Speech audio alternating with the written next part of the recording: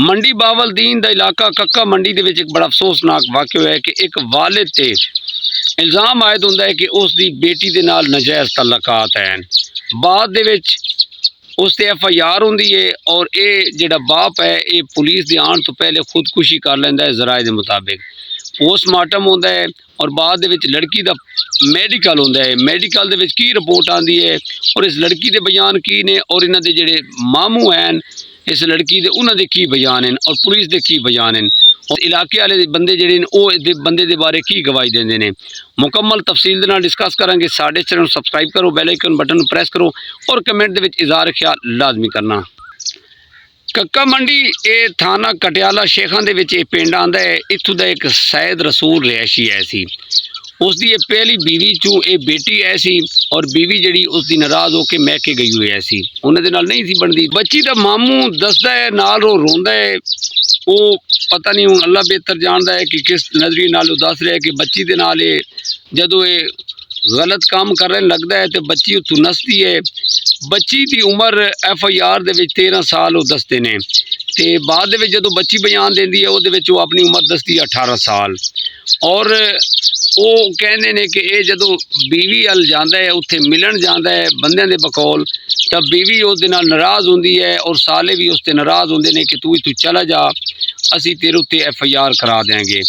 और उन्होंने उत्थे उन्होंने लड़ाई झगड़ा होंदा है थोड़ा बहुत, लेकिन जो मामू दसते ने वो आते ने साड़ी बच्ची दे नाल इन्हें भांजी दे नाल इन्हें गलत काम किया है, वो अपनी जान बचाइए वो साढ़े कोल आइए तो यह दसते ने ते बंदे जेडे दसते ने वो कहते हैं कि ये अपनी बच्ची और बीवी नूं मनाण गया सी कि ईद दा मौका आ रहा है तुसीं घर आ जाओ। ਇਹਦੀ ਜਿਹੜੀ बीवी है सी ਉਹਦੇ भाइयों ने इस इनू रंग दे के उस कटियाला शेखा थाना लगता सी ਉਹਦੇ ਵਿੱਚ FIR करा दी। ਉਹਦੇ ਵਿੱਚ ओवरऑल जो बयान है सी गलत बच्ची के बारे के ने ਉਹਦੇ ਨਾਲ गलत बदफेली की है उन्हें उत्थों जान बचाई ओवरऑल जड़ा है ना और काफ़ी अरसे तो ਉਹਦੇ ਨਾਲ कर रहे सी। इस बंदे का नाम सैद रसूल है सी। FIR इस ते हो जाती है सैद रसूल वालद माला कौम तेली सिकना कक्का मंडी कटियाला शेखा पुलिस मुकदमा नंबर 314/26 376 ऐसे दफात लगती ने जदों जनाब पुलिस कार्रवाई करती है। पुलिस के बकौल पुलिस जदों जाती है तो वह घर के वाशरूम के मुर्दा हालत पाया जाता। DPO कामरान आमिर खान साहब ने DPO मंडी बहावलदीन कामरान आमिर खान साहब ने जदों प्रेस कॉन्फ्रेंस की उन्होंने दस्या कि ये बंदा तंग आ गया सी अपनी जिंदगी की चूं ने कि जी मैं बहुत शर्मिंदा हाँ लिहाजा मैं जीने का कोई जवाब नहीं है। फिर उन्हें पिस्टल लैके अपने आप को उड़ा दिता और खुदकुशी कर ली वाशरूम के विच।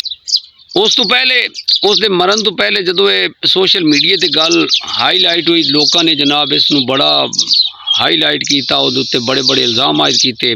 हालांकि दूसरी तय तक नहीं गए, बच्ची का DNA टेस्ट नहीं होया, मैडिकल रिपोर्ट नहीं आई। बाद दे विच उस दे अपना उसकी डेथ तो बाद जो मैडिकल रिपोर्ट आई है उस रिपोर्ट दे विच कुछ भी नहीं सी।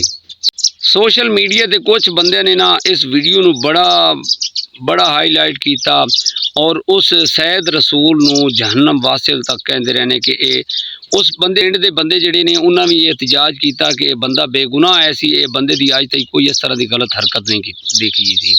इहदे जिहड़े ससुरालीआ है सी वो लालची है सी, उन्हां दी जिहड़ी इहदी जायदाद वगैरह सी ओहदे उन्हां दे नज़र है सी कि दूसरी बीवी ना ले जाए। लड़की के जिहड़े मामू हैं उन्होंने बयान कुछ और आ रहे हैं, लड़की के बयान कुछ और आ रहे हैं और पिंड वाले जिहड़े ने उन्होंने बयान कुछ और आ रहे हैं। पिंड वाले बंदे कहते हैं कि उन्हें खुदकुशी नहीं की थी, उन्होंने मारा गया है। यह जिहड़े सवाल बड़े बड़े उठ रहे हैं और लोग कह रहे हैं कि ये कार्रवाई की जाए उहदे ससुरालियों के खिलाफ। उन्होंने ना कि एक लालच पैसे की खातर जायदाद की खातर एक बंदे नूं मराया है। यह जी सैद रसूल से FIR हुई है, बंदे कहते हैं कोई इसकी जांच पड़ताल नहीं हुई, कोई उसके को पूछा नहीं गया, उसके टेस्ट नहीं किए गए, लड़की के DNA टेस्ट नहीं होया गया, बगैर सोचे समझे उसनूं बंदा जिहड़ा बेगुनाह बंदे नूं मौत के घाट उतारिया गया।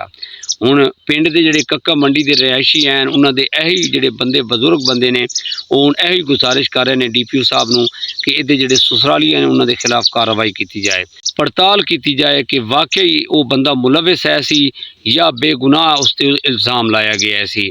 कई बंदे ने तो यही कहा कि ਕਬਰ ਕੁਸ਼ਾਈ ਕਰੋ ਔਰ 72 ਘੰਟੇ ਦਾ ਟਾਈਮ ਹੁੰਦਾ ਹੈ। ਕਬਰ ਕੁਸ਼ਾਈ ਕਰਕੇ ਉਸ ਦਾ ਵੀ DNA ਟੈਸਟ ਹੋਣਾ ਚਾਹੀਦਾ ਹੈ ਤਾकि ਪਤਾ ਚਲੇ कि वो बेगुनाह है सी या कसूर सैयद रसूल ਨੂੰ ਜ਼ਬਰਦਸਤੀ ਕਸੂਰਵਾਰ ਬਣਾਇਆ ਗਿਆ ਹੈ। ऐसे जनाब सहाफ़ी है जनाब वो अपने व्यू की खातिर उस बेचारे ਨੂੰ उस मरहूम ਨੂੰ बदनाम कर रहे हैं कि वो जहन्नम वासिल हो गया है। उन्होंने ਜਿਹੜੇ साले हैं उन्होंने नाल बह के इस तरह के गलत अल्फाज ਜਿਹੜੇ ਨੇ कोई सबूत नहीं बगैर सबूत तो उस बंदे ਨੂੰ गुनाहगार ठहराई जा रहे हैं। जी दोस्तों, अगर कोई बंदा मंडी का रिहायशी है उसनू इस वाक़े का करीब तो पता है तो कमेंट के इज़हार ख्याल लाजमी करना। और ओवरऑल साड़ी ये गुजारिश है कि जेडे इसके ससुराली है सी सैयद रसूल दे उन्हें चेक किया जाए कि वाकई वो गुनाहगार है सी या बेगुनाह उस बंदे नू मराया गया है। इस पैगाम के नाल सानू इजाजत दो। अपना ढेर सारा ख्याल रखा है। कमेंट के इज़हार ख्याल लाजमी करना। साढ़े चैनल सबसक्राइब कर लिया है।